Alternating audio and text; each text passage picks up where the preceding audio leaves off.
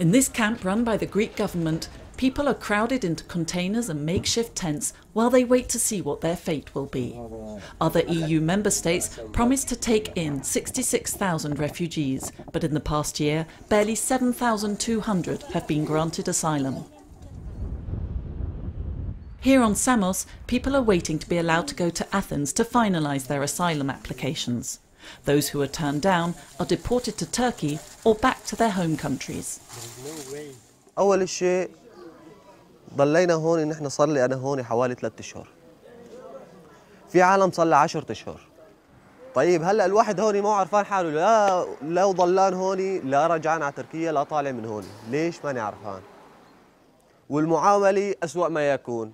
جاني رفض مو بس أنا يعني بشكل عام للسوريين كلهم بالتحديد الأكراد عم يجينا رفض وأعطونا رفض إنه نحن لازم إنه منطقة آمنة تركيا، نحن تركيا يعني مبينة كلها الإعلانات وإذا يفتحوا كتب التاريخ إنه عم تحاربنا ولهلا عم تضرب فينا وتقتل فينا، لا ما حد عم يرد علينا يعني، وأكثر العالم يعني ما فيها مرضت هون لأنه عم نحس حالنا بسجن.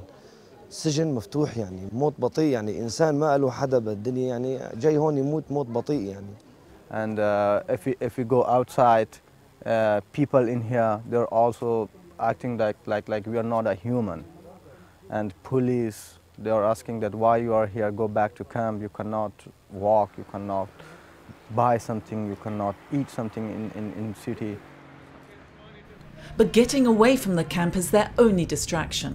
Going for a walk outside, fishing to supplement their food, or taking their children to the park. The deal is supposed to facilitate family reunification. Samira is Palestinian. She lived in a camp in Syria before fleeing the war. 3 of her children are in Europe. أنا حياة كلها مأساة بمأساة، يعني عمري 50 سنة ولحالي ما إلي حدا ما إلي معين، عم بستنى بس حدا يرحمني وأروح لعند أولادي. أولادي يسندوني، أولادي يعني يكملوا لي بقية إذا بأيام بالعمر، يعني ما بدي غير أولادي بس يضموني، أضم أولادي. صار لي 2 ما شايفة أولادي. MSF offers psychological care on Samos. You know, often people come and they unfortunately develop psychological problems when they've been here a long time.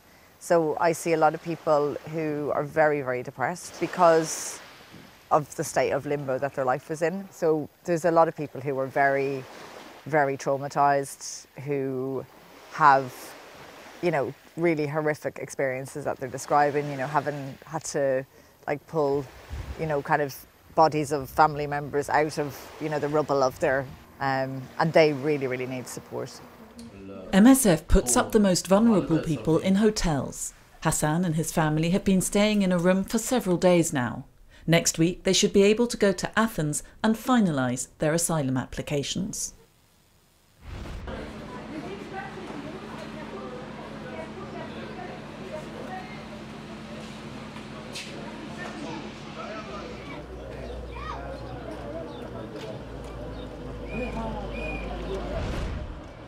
After 6 years of war, 5 million Syrians have sought refuge abroad and another 6 million are displaced within the country, living in camps like this one, close to Atme in the northern province of Idlib. This little boy's injury was not caused by a shell or a weapon. His burns are a consequence of the harsh living conditions in the camp where he now lives. This hospital is the only one in northern Syria providing specialist care for burns. بصراحة عندنا أعداد كبيرة من المصابين كل يوم، عشرات المصابين معظمهم من الأطفال والنساء. السبب هو مواد الفيول رديئة التصنيع وكمان المدافئ محلات الصناعة. Makeshift heaters used for cooking and keeping warm in tiny tents means accidents are only too common. The hospital's emergency room is open 24/7. There's also an operating room where in 2016 over 4,000 procedures were performed.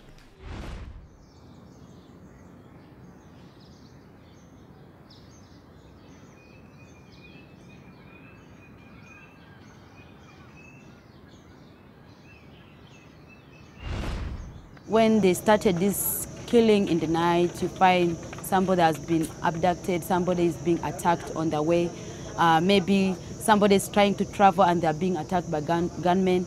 People started getting worried. Myself, I was so worried because where I was living, the area alone is risky. You can't stay until 8 outside. You have to be home by 7. So we started getting worried of those things that were happening. Killings in the night, people come to attack you at your door. This is my second time to be a refugee. I was first a refugee in Uganda when I was a child. That was in 1992. So when I arrived, I felt like this is the same life, but I was a bit worried because that time the life was hard. Most of my relatives are struggling to come, but they cannot make it. But others are still on the way. As I talk, they are trying to reach Uganda through Congo.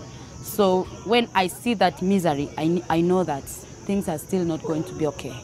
Me, Susan, to be honest, I will wish to go to South Sudan when there's peace. So I will go to South Sudan when I see that my future is going to be bright. When there are schools and when I see that everybody is going to school and I'm able also to go to school, I will go to South Sudan.